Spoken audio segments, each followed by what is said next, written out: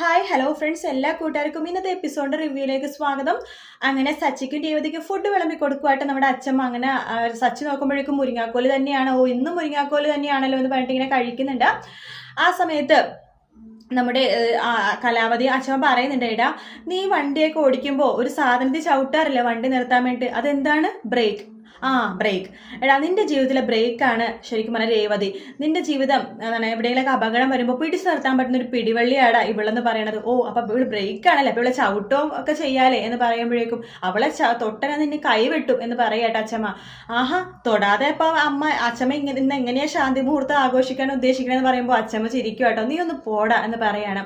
എടാ ജീവിതം എന്ന് പറയുമ്പോൾ പിള്ളേരും കുട്ടികളും ഒക്കെ കൂടിയതാടാ. അവൾക്ക് നോക്കിയൊക്കെ നല്ല ആഗ്രഹമുണ്ട് കുട്ടികളൊക്കെ വേണോന്ന്. നീ അവളുടെ കണ്ണിലേക്ക് നോക്കുകയെന്ന് പറയുമ്പോൾ രേവതിയുടെ നാണം കൊണ്ടിട്ട് കണ്ണൊക്കെ ആകെ നാണം കൊണ്ട് ചുവന്നിരിക്കാട്ടോ.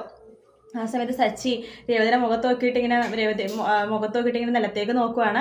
അതിനുശേഷം നമ്മുടെ സച്ചി പറയുന്നുണ്ട്, ഈ മുരിങ്ങ കഴിച്ച് ഞാൻ മടുത്തു. എപ്പോഴും ഈ മുരിങ്ങക്കായ, മുരിങ്ങയില തോരൻ മടിതയായി. നോക്കിക്കോ, ആ മുരിങ്ങ ഞാൻ വെട്ടു എന്ന് പറയാണ്. അത് വെട്ടി നിന്റെ കൈ ഞാൻ വെട്ടു. എടാ മരം ഒരു വരം എന്നൊക്കെ നീ കേട്ടിട്ടില്ലേ എന്നൊക്കെ അച്ഛമ്മ പറയുവാട്ടോ.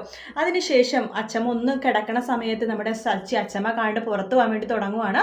അച്ഛൻ പെട്ടെന്ന് ഇങ്ങനെ നോക്കുന്നുണ്ട്. എടാ നീ എവിടെ പോകാൻ പോവാടാ? അച്ഛമ്മ 6 മണിയല്ലേ ആയിട്ടില്ല, ഞാനൊന്ന് പുറത്ത് പോയിട്ട് വരട്ടെ. വേണ്ട, നീ ഇപ്പൊ 6 മണിന്ന് പറഞ്ഞിട്ട് പുറത്തു പോയാലേ, നീ പിന്നെ രാത്രി ആയാലും തിരിച്ചു വരില്ല. അച്ഛമ്മ പ്ലീസ് അച്ഛമ്മ പെട്ടെന്ന് വരാ അച്ഛമ്മേ. രേവതി എടുത്ത് അനുവാദം ചോദിക്കണമായിരിക്കും അല്ലേ? അപ്പോഴേക്കും രേവതി വരുന്നുണ്ടാവും.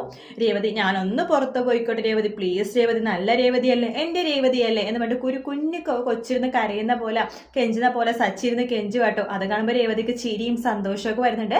രേവതിയുടെ സാരി പെട്ടെന്ന് പിടിച്ച് വലിക്കുവാണ് സച്ചി. അതിനുശേഷം പ്ലീസ് രേവതി ഞാനൊന്ന് പോയിക്കോട്ടെ, നല്ല രേവതിയല്ലേ, കുഞ്ഞു രേവതിയല്ലേ, എന്റെ രേവതിയല്ലേ എന്നൊക്കെ പറഞ്ഞിട്ട് ഇങ്ങനെ കൊഞ്ചിക്കുവാണ്. അത് കാണുമ്പോൾ രേവതിക്ക് ചിരി വരുവാണ്. രേവതി പറയണ്ട അച്ഛമ്മ പെട്ടെന്ന് പോയിട്ട് വരുമായിരിക്കും, പോയിട്ട് വരട്ടെ അച്ഛമ്മ എന്ന് പറയുവാണ്. ശരി നിന്റെ ഭാര്യ അനുവാദം തന്നാ പിന്നെ എനിക്കൊന്നും പറയാൻ പറ്റില്ലല്ലോ എന്ന് പറയുവാണ്. അങ്ങനെ സച്ചി താങ്ക്സ് രേവതി എന്ന് പറഞ്ഞിട്ട് സാരിത്തുമ്മീനെ പിടിച്ചിങ്ങനെ കുലുക്കിയിട്ട് അവിടെ നിന്ന് പോകുവാട്ടോ. രേവതിക്ക് നാണം വരുവാണ്. ആ സമയത്ത് അച്ഛൻ പറയണ്ട്, കണ്ട മോളെ അവൻ ഇപ്പൊ നിന്റെ കൈക്കുള്ളിലായി, ഇനി നീ ശരിക്കും ബലത്തിൽ പിടിക്കണം, അങ്ങനെയാണെങ്കിൽ നിനക്ക് നിന്റെ വഴിക്ക് അവനെ കൊണ്ടുവരാൻ പറ്റും എന്നൊക്കെ പറഞ്ഞിട്ട് അച്ഛമ്മ അവിടെ നിന്ന് പോകുവാട്ടോ. അതിനുശേഷം വർഷ ശ്രീകാന്തിനെ കാണാൻ വേണ്ടി ശ്രീകാന്ത് വർക്ക് ചെയ്യണ റെസ്റ്റോറൻറ്റിലേക്ക് പോകുവാണ്. അതിനുശേഷം അവിടുത്തെ മാനേജറോട് ചോദിക്കേണ്ടി, ഇവിടെ പുതിയൊരു ഷെഫില്ലേ നല്ല പാചകമൊക്കെ ചെയ്യേണ്ടത്, ഇപ്പോൾ വെറൈറ്റി ഡിഷൊക്കെ ഉണ്ടാക്കുന്ന? ശ്രീകാന്തോ? ശ്രീകാന്ത് എന്നാണല്ലോ പേര്, നല്ല പേര്. അയാൾ എവിടെ? അയാൾ ഇവിടെ ഉണ്ട് എന്നിങ്ങനെ പറയുവാണ്. പെട്ടെന്ന് ശ്രീകാന്ത് വർഷനെ കാണുമ്പോൾ തിരിഞ്ഞു നിൽക്കാട്ടോ. ഈശ്വരി ഇവിടെ വന്നു, എന്ത് ചെയ്യും എന്നൊക്കെ ആലോചിച്ചിരിക്കുന്ന സമയത്ത് വർഷ ശ്രീകാന്തിൻ്റെ അടുത്തേക്ക് പോവാ. ഹലോ ശ്രീകാന്ത്, ഒന്ന് തിരിഞ്ഞ് മുഖമൊന്ന് ഞാൻ നോക്കട്ടെ. എന്താ ഞാൻ വരുമെന്ന് താൻ വിചാരിച്ചില്ലല്ലേ? തന്നെ കാണണമെന്ന് എനിക്ക് തോന്നിയടോ, നേരിട്ട് കാണണമെന്ന് തോന്നി, അതുകൊണ്ട് ഞാൻ വന്നതാ, ഒന്ന് നോക്കടോ എന്നെ എന്നിങ്ങനെ പറയാണ്. അപ്പൊ ശ്രീകാന്ത് തിരിയുമ്പോഴേക്കും വർഷ ആകെ ഞെട്ടിപ്പോവാ. നീ എന്താ ഇവിടെ? ഞാൻ ശ്രീകാന്തിനെ അന്വേഷിച്ച് വന്നത്. എവിടെ ശ്രീകാന്ത് നിന്നെ കണ്ടാലേ നിന്റെ കൈയും കാലും ഒടിക്കും, നോക്കിക്കോ. ശ്രീകാന്തെ വേഗം വാ ശ്രീകാന്ത്, ആ ഫ്രോഡ് ഇവിടെ ഉണ്ട് ശ്രീകാന്ത് എന്ന് പറയുകയാണ്. അപ്പൊ ശ്രീകാന്ത് പറയുന്നുണ്ട്, എടി നീ ശരിക്കും മണ്ടിയാണോ? ഈ വേഷം കണ്ടിട്ട് നിനക്ക് മനസ്സിലായില്ലേ ഞാൻ തന്നെയാ ശ്രീകാന്ത്? അപ്പോൾ നീ എന്നെ പറ്റിക്കുമായിരുന്നല്ലേ? അപ്പൊ നീ തലയിൽ കെട്ടൊക്കെ വെച്ചിടോ എന്ന് പറയുമ്പോഴേക്കും, എടി അത് നിന്നെ സന്തോഷിപ്പിക്കാൻ വേണ്ടി ഞാൻ ചെയ്തതാണ്. അപ്പൊ നീ എന്നെ ചീറ്റ് ചെയ്തുവല്ലേ എന്ന് പറയുവാണ്. ചീറ്റ് ചെയ്തല്ല, നീ സന്തോഷപ്പെടാൻ വേണ്ടി ചെയ്തതാണ്. വേണ്ട, നീ ഇനൊന്നും പറയണ്ട, ഞാനൊന്ന് പറഞ്ഞോട്ടെ. വേണ്ട, നീ ഒരു ഫ്രോഡാണ്, നീ എന്നെ ചീറ്റ് ചെയ്തതാണ്, നീ എന്നെ പറ്റിച്ചല്ലേ എന്ന് പറഞ്ഞിട്ട് വർഷ ദേഷ്യത്തോടു കൂടി അവിടെ നിന്ന് പോകുവാട്ടോ.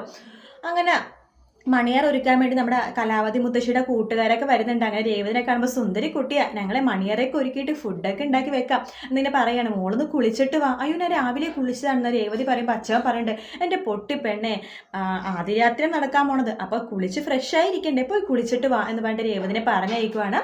അവിടെ ഉണ്ടായിരുന്ന അമ്മൂമാരൊക്കെ പോയിട്ട് മണിയറയൊക്കെ ഒരുക്കുന്നുണ്ട് കേട്ടോ.